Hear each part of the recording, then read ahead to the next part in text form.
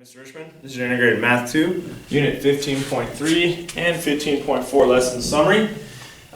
We decided to put these two lessons together because they're very similar. It's going to be introducing you to imaginary numbers and how to do operations kind of with them. There's a lot of vocab in here, but a lot of it is repeat. You'll see some of the same vocab words in 15.3 as you do 15.4. So anything I don't cover here in the video, you should be able to find fairly easily in the book. I just want to focus today on the most important stuff. So, first thing is imaginary numbers. What are imaginary numbers? They're the set of all numbers written in the form a plus bi, where a and b are real numbers and b is not equal to 0. So in other words, there has to be some sort of I in here. Okay? A pure imaginary number is of the form just bi. So an example of some imaginary numbers could be 3 plus 2i, okay? It's also known as a complex number, okay? Or just, 5i, okay? 5i. It's a type of imaginary number, 5i. So what are complex numbers? It's the set of all numbers written in the form a plus bi, where a is called the real part and b is the imaginary part. So if I give you a question and I give you something like 3 plus 2i and I say, what's the real part? Well, anything without an I is the real part. So 3 is real and the 2 is imaginary, 2i. In this case here, I only have an imaginary part, the 5, hence the reason it's called a pure imaginary number. So what that does is that complicates our number diagram a little bit further, that Venn diagram that we did. Well, now we can actually call all numbers that exist complex numbers because they can all be written in the form a plus bi. But that branches us off into two main functions. One, the real numbers, where a plus bi and b is 0. So in other words, there is no imaginary part. You're just dealing with real numbers. Or there is a number in front of the I, or the I does exist, and you have imaginary numbers. Okay? Then on the real number side, it still breaks down into all the same things that we did in the beginning of the lesson. Rational or irrational, and then if it's rational, it can also go down further into integer, whole, or natural. So this part of the diagram is what you saw in the beginning of the lesson. So defining numbers that fall in this realm is still exactly the same, but now you could potentially have imaginary numbers. So what is an imaginary number? Let's talk about that first. Well, an imaginary number, I squared, is equivalent to -1. Okay, that's just what we noted as in math. I squared is equal to -1, which means if I took the square root, what is I? I is the square root of -1. Okay? Why do we even have imaginary numbers? Why do they exist? Why do we bother talking about them? Well, it's one concept in math that we never actually prove. We just kind of accept it as fact. If I said, what's, 3 plus 2, well, you could put 3 and 2 down, and you can add those up, and you can physically show me that's 5, right? And the same can be said if I was dealing with negatives, using the idea that negatives and positives cancel each other out, I get -1. So that type of stuff makes sense for adding and subtracting negative numbers. We can prove that abstractly. What I can't do, though, is come up with a real good reason why this is -4 or why this is +4, right? Positive times a negative we say is a negative. Okay, negative times a negative we say is a positive. But what if instead -2 times -2 is -4? And if I ask you right now, tell me a reason why. Why does a negative times a negative have to equal positive? Bob and I will be able to come up with anything. And that's kind of the conundrum we have is maybe all this time our branch of mathematics, negative times a negative could exist and could be negative. The only reason we say it's +4 is because probably your math teacher told you it was, aka me, and I'm telling you that because my math teacher told me negative times a negative is positive. I've never actually come up with a good reason why it shouldn't be -4. So what's that mean? Well, that means square roots that we used to think were impossible to do, like square root of -9, that we thought, oh, that's impossible because nothing times itself is -9, but if this isn't necessarily true, then negative 3 times negative 3 could equal negative 9. And so it opens up a whole branch of mathematics involving imaginary numbers. And this does have applications, actually. It's not going to be something you'll see being used in the construction yard or necessarily maybe even in business, but in high levels of physics, it does exist. These physicists are running into problems and equations where they are getting imaginary numbers and imaginary answers, especially in the field of quantum physics. So, it is changing some of our laws a little bit. So it is a branch of math that some of our highest level students will do more of. So, anyways, with that said, what is an imaginary number? It is the fact that a square root could equal negative. So the square root of negative 1 is equivalent to I, which means I squared is equivalent to negative 1. So in terms of simplifying things, this is kind of your two main ideas that you need to understand. If you see the root of a negative 1, you can change it to I. If you do happen to get an I squared, you can change it to a negative 1. Okay? And basically that's the big premise, the big rule that we're going to use to now simplify and combine things and multiply expressions involving I. Okay? So let's get started. First example, how can I simplify a power that has I? Well, the way I'm going to simplify almost any of this stuff is I'm going to try to combine it if it's not combined. If it has a negative root, I'm going to turn it into I. And if it's I of any power, I'm going to try to turn it into I squared because it's the only power I can do anything with. So when you're simplifying a power, the basic premise is to change it into I squared and whatever power can get you there. So if the power is odd, I to the 15th, I want to break it down into something like I squared to a power that gets me close to that. So if you do I squared 7 times, I squared 7 times, I squared, that'll give you I to the 14th power. So to keep this equivalent, I would still times it by an additional I. And so all I've done is basically factored I to the 15th. I said, well, rather than write it I to the 15th, let's write it I squared 7 times I, and that's equivalent. Why would I bother doing that? Because now I have the ability to change part of this. Since I squared is equivalent to negative 1, I can undo that part, make it a negative 1 to the 7th power times I. What's negative 1 to the 7th power? That's negative 1 7 times. How's that work? Negative and negative make a positive. Negative, negative, negative make a negative. Negative, negative, negative, negative make a positive. It just alternates. So anytime you have a negative 1 to an even power, it becomes positive. Anytime you have a negative 1 to an odd power, it becomes negative. So this becomes a negative 1 times I, which is negative I. And so all this is really doing is kind of giving the reader an easier time. Rather than do I to the 15th power, which could be somewhat complex, I guess, it's really equivalent to just having a negative 1I. And so it's just kind of simplifying our process. So what about I to the 44? Again, the process, make it I squared, and just find out how many times you need that I squared to get it equivalent to up there. So I'm sorry, I squared, I'd have to have that 22 times to get I to the 44th. So I squared to the 22nd power would be equivalent. I don't need to times by additional I because it's exactly I to the 44th as it is now. So it's really just negative 1 to the 22nd power.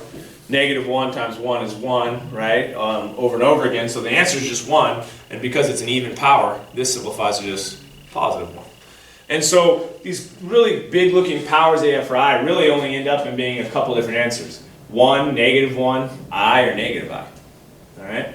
With the exception of something like this, which is why I threw this curveball at you. I have a negative exponent. So what I'm testing here is, hey, do you remember how those work? Well, I do, hopefully you do too. A negative exponent is just basically an inverse, it's a reciprocal. So I'm supposed to take the power and put it over 1. Change the power to a positive, and I've taken care of the negative portion of it. Now it's a matter of doing the same work I did here. I'm going to break it up. I to the 22nd could be equivalent to I squared 11 times. And notice I always try to make it I squared. And I squared is equivalent to negative 1. So it's 1 over negative 1 to the 11th power. Negative 1 to the 11th power is a negative 1. That's 1 over negative 1. Still, just ends up being a negative 1. So like I said, that will be the common answers. 1, negative 1, I, negative I. All right, moving on. What else can we do with imaginary numbers? Well, now we have the ability to simplify some square roots that we otherwise would have said are impossible. You would have said, well, there's nothing that can multiply itself to become negative 20. Well, now I disagree a little bit. The way you handle negative square roots is you always want to break that down into a negative square root right off the bat. Then break the root 20 down into whatever other positive roots equal it. So it's a combination of doing normal square root simplifying. If I saw 20, I'd make it root 4, root 5. But I'm also going to have a root negative 1 to keep everything negative. And now you can work it out. What's the square root of negative 1? Well, that's my new expression I just learned. That becomes I. What's the square root of 4? 2. And I don't know the square root of 5, so that stays the square root of 5. And then it's just a matter of cleaning it up. You know, you kind of treat I like a variable when you're working with it in mathematics. I plus I can be 2I. I times I is I squared. So you write it in the same general format. So I would make this 2 times I is 2I root 5.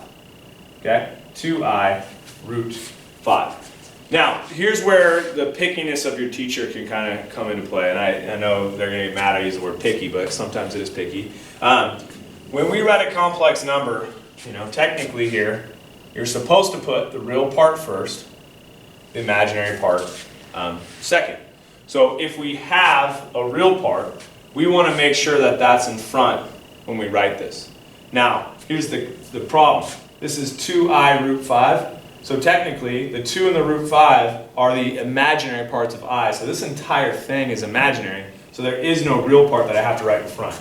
So you could leave your answer like this, although some teachers may want you to do this because they want to clearly see, you know, what is the coefficient of I. So they might say, I want that written 2 root 5I. It's up to them. So just make sure you know what your teacher wants. Okay? Here, 9 minus root negative 64. So I'm going to, again, root 64 I'm going to break down into negative 1 and 64. 64 is a perfect root, so I didn't have to break it down into anything smaller. So I have 9 minus I times the square root of 64, which is 8. So I have 9 minus I times 8, which is equivalent to 9 minus 8I. And again, you want to write the real part first, then the imaginary part when you write a complex number. Well, 9 is the real part, 8I is the imaginary part, so I wrote that correctly as a complex number. Okay? C, how do I work out C? Well, if you did chapter 13 and 12 and you've worked with quadratics, you know you can't divide a number out of a square root. You can only divide the number in front of a root by the denominator. On the same token, though, I have to divide everything in the problem by it. So I need to simplify this root before I get going too far. So let's do that. I'm going to do 8 minus, and I'm going to break down root 32 into negative 1. Let's see, 16 goes in, and 2. And that's over 4. So 8 minus root negative 1 times root 16 times root 2, because this would be equivalent to multiplying to root negative 32. If you broke it down to 4 and 8, that's great. Do 4 and 8, but then 8 does break down further. You end up doing 16, it'd be quicker anyways. So let's rewrite it. So I have 8 minus square root of negative 1 is I, square root of 16 is 4, and I don't know the square root of 2. So it's 8 minus I times 4 times root 2, which I'm going to rewrite 8 minus 4I root 2 over 4. And then just like with the quadratic formula, if I have a root, I just have to make sure that I divide everything in front of the root by 4. So I have 8, 4, and 4. 4 goes into all those. I can divide everything here by 4. 8 divided by 4 is 2. 4 divided by 4 is 1. So my answer could be 2 minus I root 2. 2 minus I root 2 because 1I is the same. Or if your teacher wants you putting the roots in front, 2 minus root 2I. Either answer. Okay. I personally have, you know, this format-wise is technically what's, you know, the correct answer. You want the coefficient in front of the I when it's imaginary. But I have too many kids that are sloppy and the square roots come over and things like that. I always want my students putting coefficients in front of the roots. That's just my own pickiness. So just make sure, again, you know what your teacher wants. All right, moving on. Well, we can also add and subtract imaginary numbers, just like we add real numbers, and we can add complex numbers just the same. Just make sure you're being careful. A lot of students, when they see parentheses, start thinking they need to multiply. I do not need to multiply here. I just need to distribute. So I have 2 plus 5i minus 7 plus 9i. I do have to distribute the negative because I'm subtracting the whole thing. How does this work? Well, this is just like combining like terms. The real parts can add together. 2 and negative 7 make negative 5, and the imaginary parts can add together. 5i plus 9i is 14i, and because I wrote the real part first, it's a correctly written complex number. So just remember, real parts cannot combine with imaginary parts. They have to stay separate, just like terms work. Okay, with that said, now we've done enough of creating it. You should now be able to easily identify what part of my equation is real. In this case, it would be the 7. And what part is imaginary? Well, the imaginary has to be the part connected to I. Now, you don't always have to have these, okay? So the real part's 7, right? And the imaginary part is positive 3. But sometimes you don't have that. Like here, 52, well, 52 is real. I don't have any I. I is technically 0. So 52 is the real part.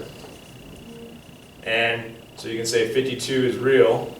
The 0 is the imaginary part, or there is no imaginary part, depending on how you want to think of that. Or you can say that imaginary part is 0. Okay? So this is just making sure you know how to identify what part of a complex number is real, what part is imaginary. And just to illustrate a point, this is a complex imaginary number because there's something in front of I. 52, even if I wrote it this way, the I is 0. Well, when b is 0, 0i, it's just a real number. So now it can be defined this way. And the number is 52, which brings me all the way down to a natural, whole, integer, rational, real, complex number. Okay?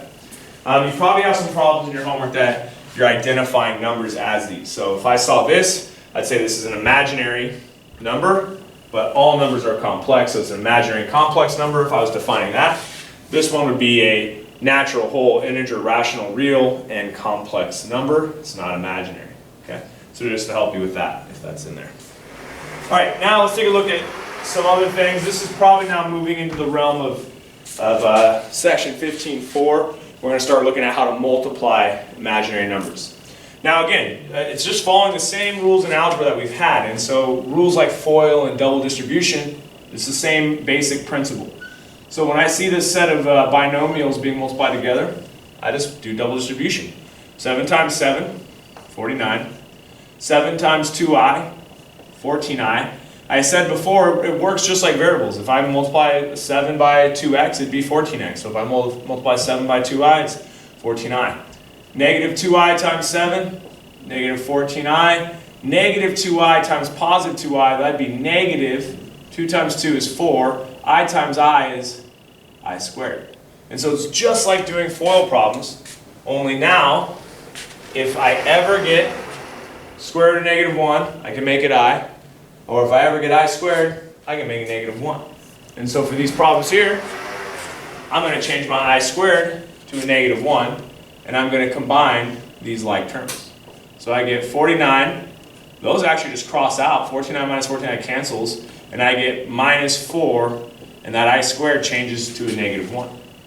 So what do I have now? I have 49 minus 4 times negative 1 is negative 4.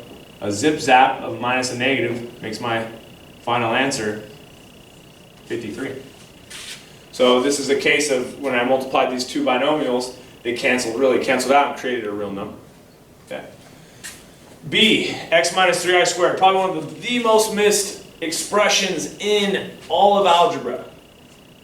Always get, oh, I'll just square it. X squared, 3i squared. You can't do that. Please, please, please don't do it. Drives us crazy, us math teachers.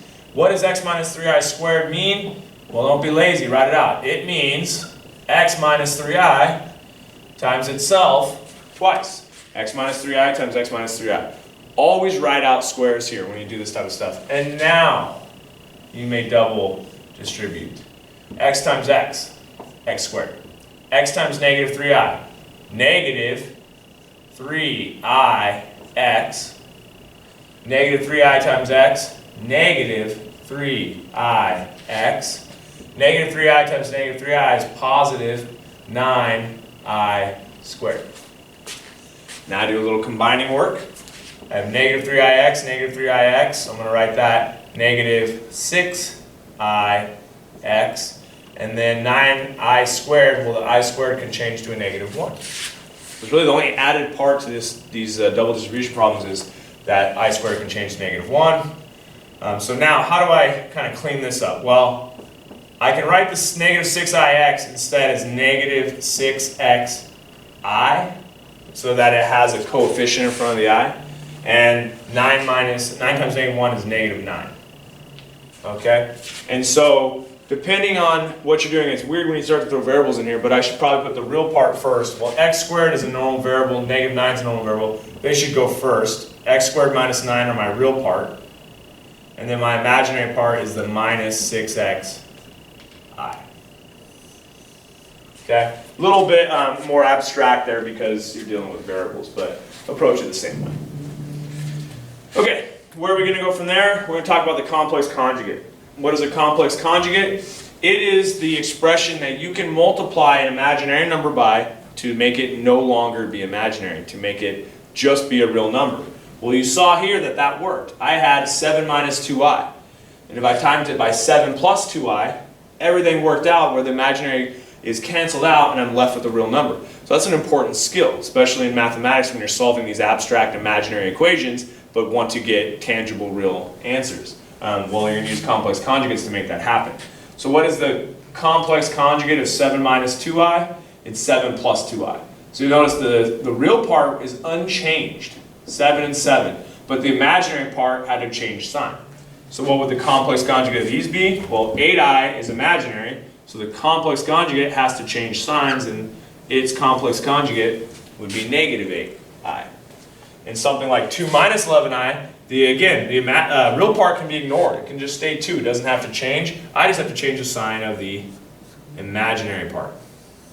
Okay? And by doing that, I've got my complex conjugate.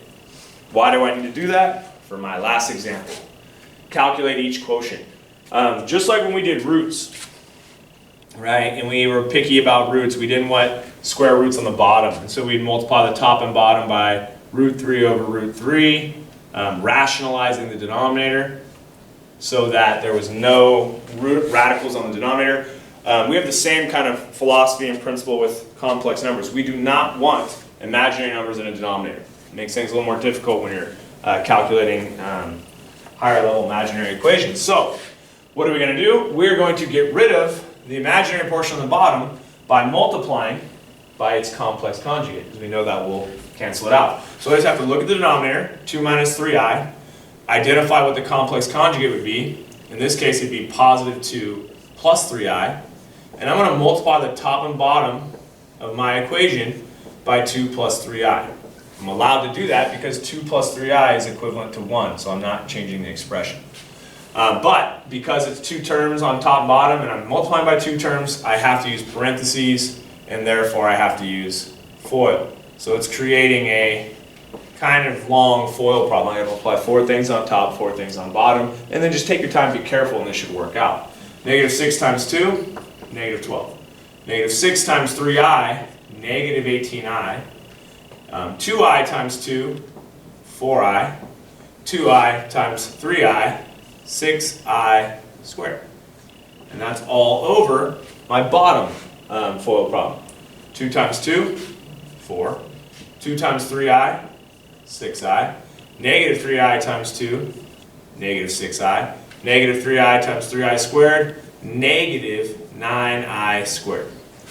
Where do I go from here? Well, I combine any like terms on the top and any like terms on the bottom. So I'm going to go negative 12. My i's in the middle can combine. That becomes negative 14i. And my 6i squared becomes 6 times negative 1, because I squared is equivalent to negative 1. And in the bottom, same type of idea. This time though, the 6i and negative 6i would cancel each other out because they're equivalent. So 4 minus 9i squared. And again, anytime I see an I squared, I can change it to a negative 1. Anything else to do? I do. I have negative 12 plus, or sorry, not plus, minus 14i, plus 6 times negative 1 is negative 6. And then on the bottom I have 4 minus negative 9. That's going to zip zap. So what's my final answer? Well, negative 12 and negative 6 make negative 18 minus, keep wanting to make that a plus, minus 14i over 4 plus 9 is 13. And so my final answer is negative 18 minus 14i over 13, if you're leaving it as just as an expression there. And I can leave it like that because nothing goes into 18, 14, and 13. 13 is prime.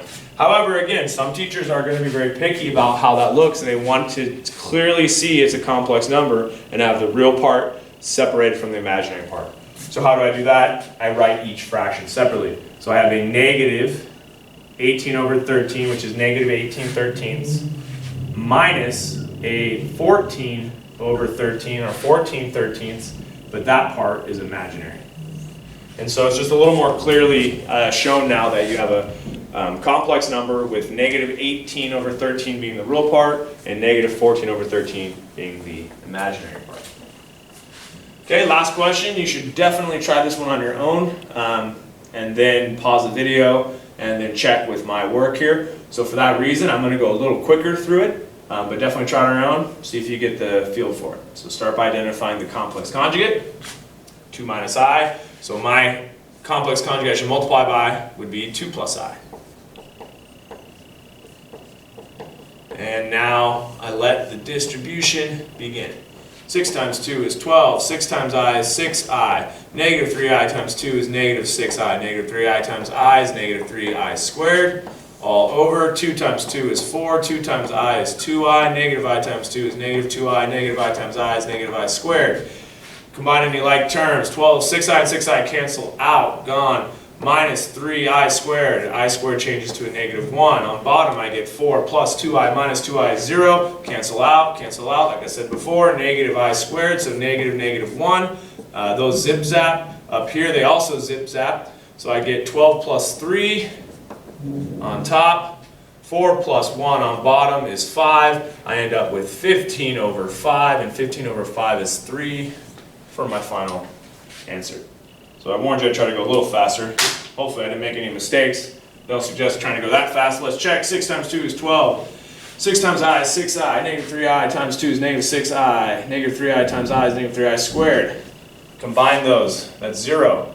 I squared changes to a negative 1, changing this to a positive 3, making it 12 plus 3, which is 15. So the top is good. Bottom, 2 times 2 is 4. 2 times I, 2i. Negative I times 2, negative 2i. They cancel out, which I did. They're gone. No more i's. Then I have negative I squared. I squared changes to negative 1. So it's minus a negative 1, which is the same as adding 1. And it was 4 on bottom, so it did become 5. Looks good. 15 over 5 is 3, so it's now nothing but a real number. Okay? This is definitely an algebra-heavy section. If you're good at distribution, you're good at multiplying, you're good at combining like terms, it should go pretty smooth. Just make sure you memorize. Square root of negative 1 equals I squared equals negative 1. That's the key to success. Thank you. Good luck.